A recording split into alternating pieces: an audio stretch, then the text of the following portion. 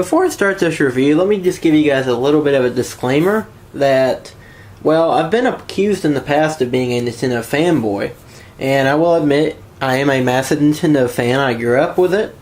It's just what I've always played, and it's what really the only kind of games I like are on Nintendo systems. So, apologies in advance if I do come across as a fanboy sometimes, but at the same time, I will try my best to keep this review very subjective and criticize where I need to. So, yep, just I warn you guys ahead of time. But anyway, let's take a look at the Nintendo Switch.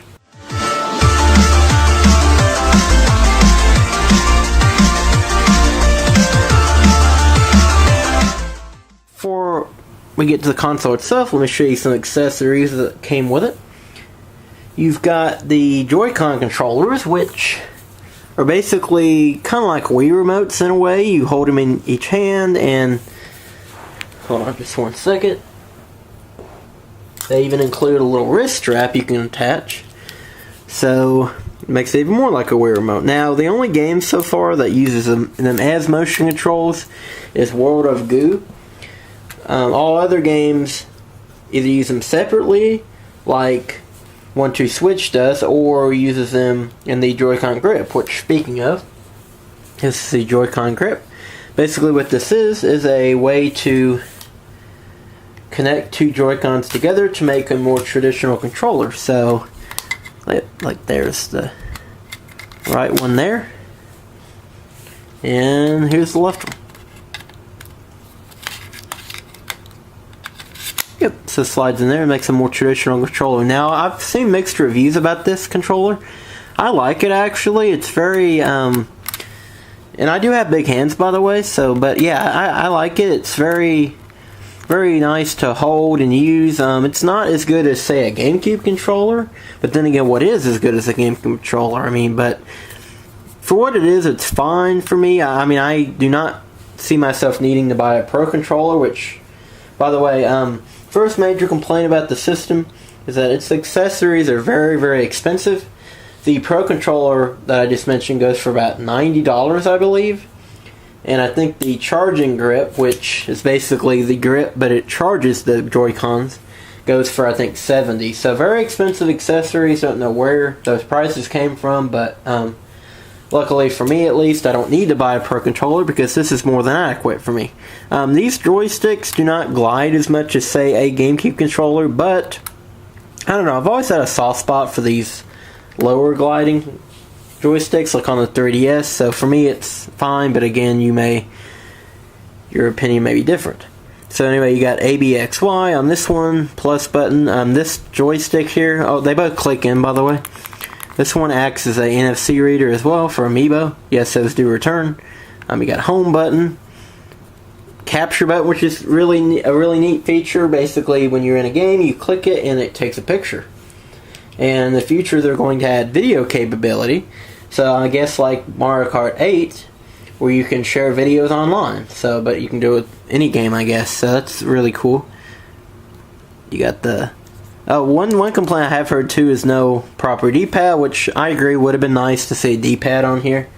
But again, the Pro controller has that if you want it. So yep. I also bought some extra controllers. You can see the multicolored ones here that I bought just in case I needed them.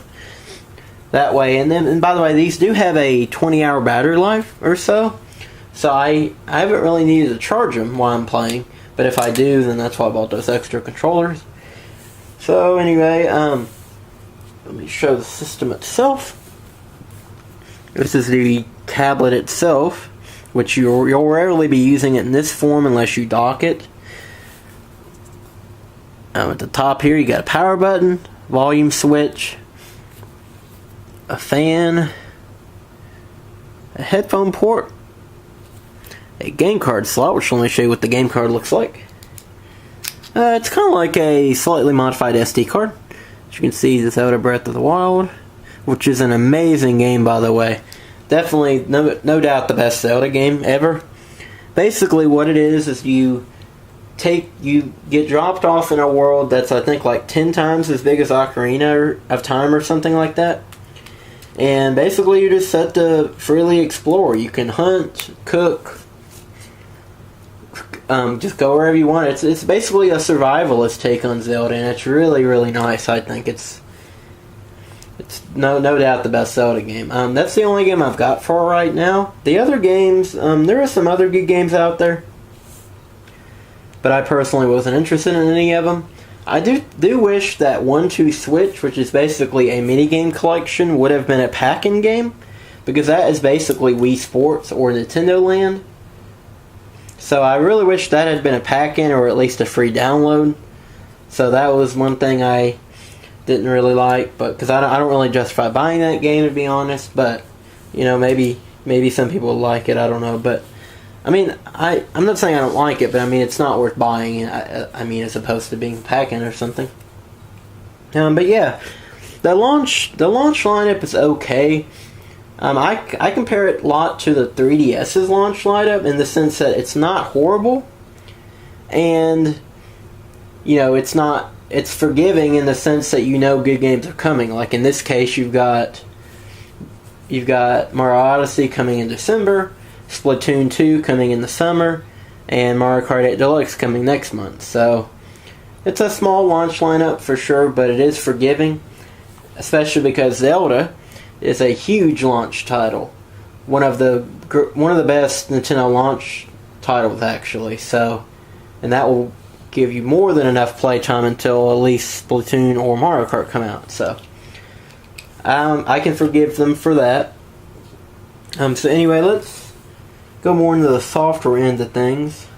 But first, you of course got to attach the Joy-Cons. By the way, I will show off the docking ability later in this video. So, just right now, I just kind of wanted to do what I can with the actual console. So, yeah, you attach them like that. Let me readjust my positioning a little bit. Okay, there we go. So, we powered on here. It's in sleep mode, which when it's in sleep mode, the battery life basically doesn't drain at all. So, that's really nice. You know, just like your phone or something, you can just leave it in sleep mode all the time. So, that's cool. Oh, by the way, battery life normally is like between 2 to 3 hours depending on the game, which is again forgiving because this is basically a home console on the go. So I can definitely forgive that, and it does use, I forgot to show this earlier, standard old USB-C. So that is really cool to see it use proprietary format, a standard format instead of proprietary. So that makes the battery life a little bit better. And for me personally, I haven't used it in handheld as much as I thought I would. So, and I assume that would be most people as well. So, for most people, it's probably a home console first, handheld second. So, anyway, I'll turn it back on here. You can see that's the home screen there. It runs some kind of form of FreeBSD, I think I saw, which is kind of interesting. It came out in the news just today. Okay, it's warning me that I took the game card out. I saw just today where they actually approached Cyanogen Mod to possibly make the OS and make an Android based, but they refused, which I don't understand why they would refuse that offer, but you know what, maybe they had their reasons, I guess. But anyway, it runs I think a form of FreeBSD, if I remember correctly. Okay, so we're back at the home screen here. I had Breath of the Wild running, but again, I took the game card out, I guess. Let's see, you got news. It's a pretty basic OS, but I like it. It's pretty simplistic. You got news here. So you can see all your, news. Obviously. You got your user information up here, which I will show you guys my friend code. Yes, they are using friend codes again, which, yes, I know. Nintendo, why are you doing that again? But they have a promise that they will add more ways later to add friends, like through Nintendo Network or whatever. So I assume that by the time Splatoon and other multiplayer games start coming in, I assume that there will be other ways to add people, hopefully. So anyway, that's my friend code. There's no annotations anymore, but I will put it in the description. If you want to add me, I will gladly accept your request. I think they've increased the roster to 300 friends now, so that's cool.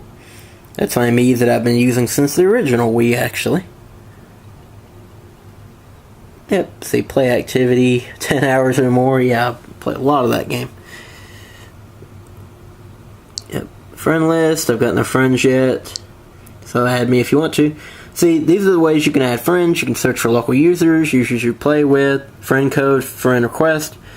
User you play with means either on the Switch itself, or there's also a way to add people you've added on either Miitomo or Super Mario Run for smartphones. So I know Super Mario Run is coming out this weekend for Android, and I plan on downloading it, so I'm sure I'll probably find people on there to add.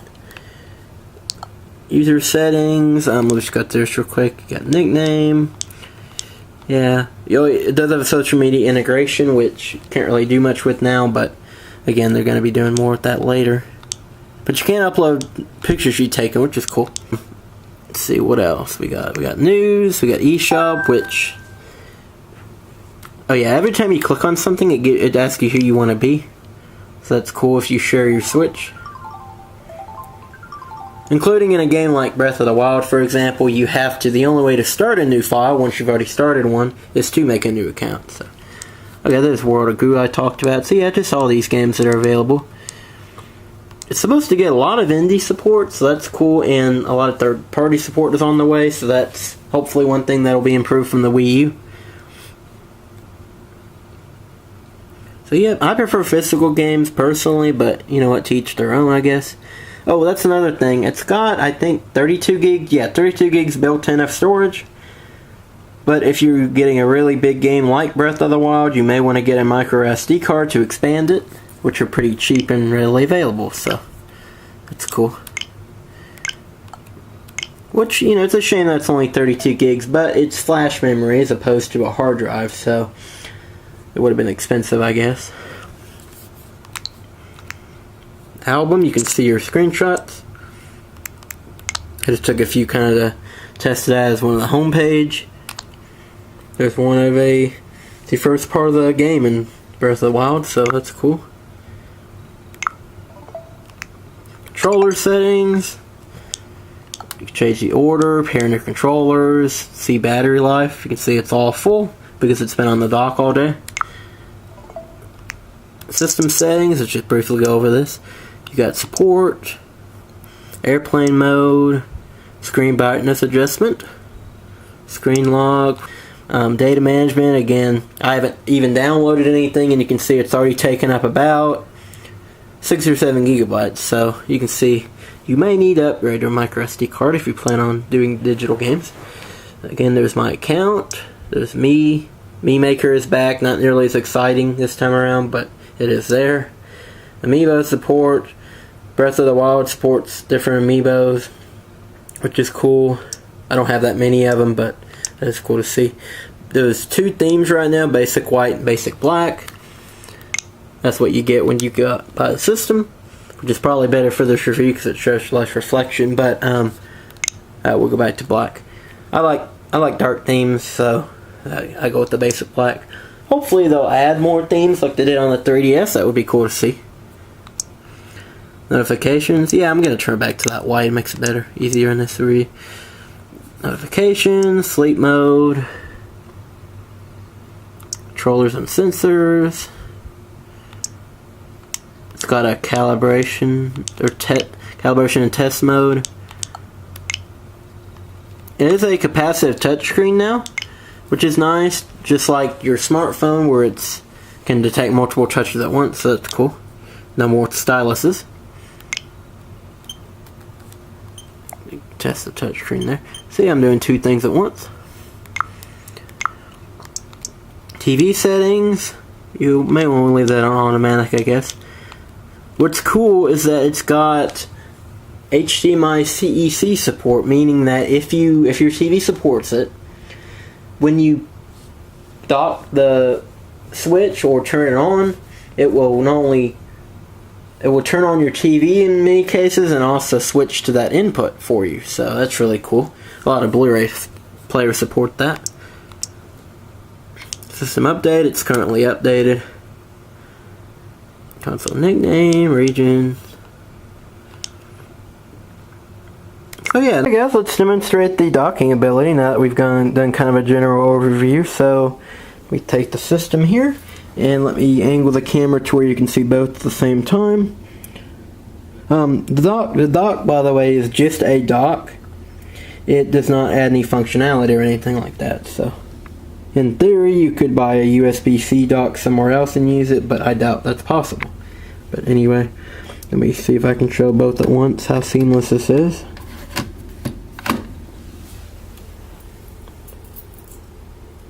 Yep, pretty fast compared to most other docking devices. So, now let's go the other way around. So again, I'll try to get both in the same shot here.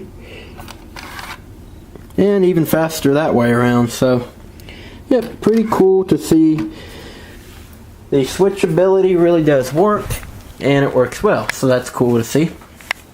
You know, you don't have to save your game or anything like that. Now, let me talk about a few negatives that people have brought up of the system. The first one being that a lot of people have reported the left Joy-Con having connectivity issues, especially when a certain distance from the console. And like you'll be running and then it'll just, it'll just lose its connectivity. It'll just stop working randomly. And GameXplain has done a lot of testing on this and others as well. And people have found that it's basically a issue with the physical antenna in the left Joy-Con is not positioned right or something like that. So basically it's just not, just easily interfered with, I guess you could say. I personally have not had this issue, but the fact that so many people have complained about it means that it is there, it is a real thing. So I'm definitely not going to deny that it's there.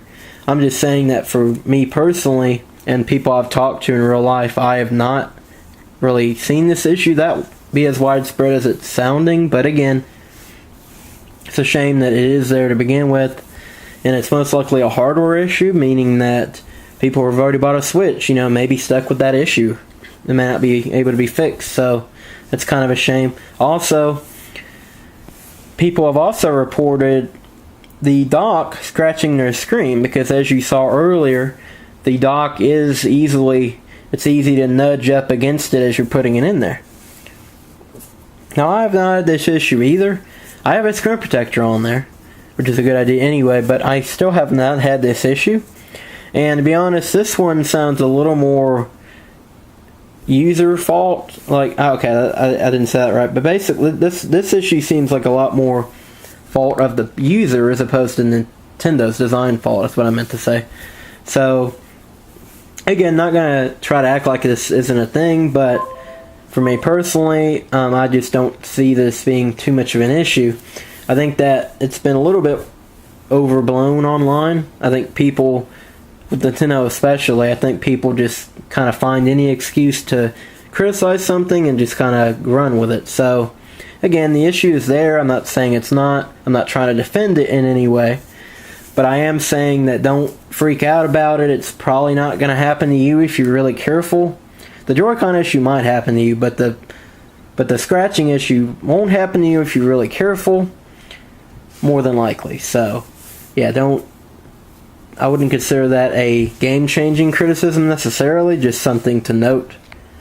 Okay, so with that out of the way, what do I think of the console overall and what I recommend it? Well, other than the few issues I did mention, which, again, I think may be a bit overblown online, I think this is a very, very well-built system. I think, Nintendo has not necessarily been known for their design philosophies. I mean, even going back to the NES days, they were always known to be kind of blocky, kind of plain, etc. But with this system here, I think they really did a good job and went above and beyond on the design. I think that, when you first use the console, it's just so slim, it's so big and bright. It's just it just feels like such a well-built system. So I definitely was surprised about that. And then the game library, of course, is not the best right now, but again, like I said earlier, it's forgivable for me because of the fact that there are so many coming. So overall, I really like it. It's, from Nintendo fanboy side, I really like it. I think it's got a lot of potential, and I hope that this is Nintendo's kind of way out after the Wii U fiasco. Now, would I recommend it for you guys to buy? Well, it really depends. If you're a big Zelda/Nintendo fan like I am, then I would probably go for it. It's a reasonable price, especially compared to the PS4 and Xbox One were. It's got Zelda, which is a awesome game in my opinion. Which I know Zelda's on Wii U too, but A, you may have skipped the Wii U, and B, you get to play on the go here. So I would recommend it in that sense. But if you're just a casual gamer who maybe you already have one of the other consoles and you're like, oh, maybe I want it because of the handheld aspect and I like some Nintendo games. If you're just a casual gamer, I would probably wait, to be honest, just because there aren't that many games for it yet. So I would probably wait in that sense, but otherwise I would go for it. It's a great console. It's, again, well built, and it's got many games coming to it. So I think they said like 300 games in development or something like that, including indie games, so that's cool. So anyway, again, I'm sorry if I came across as a little biased at times. It's true, I'm a big Nintendo fan.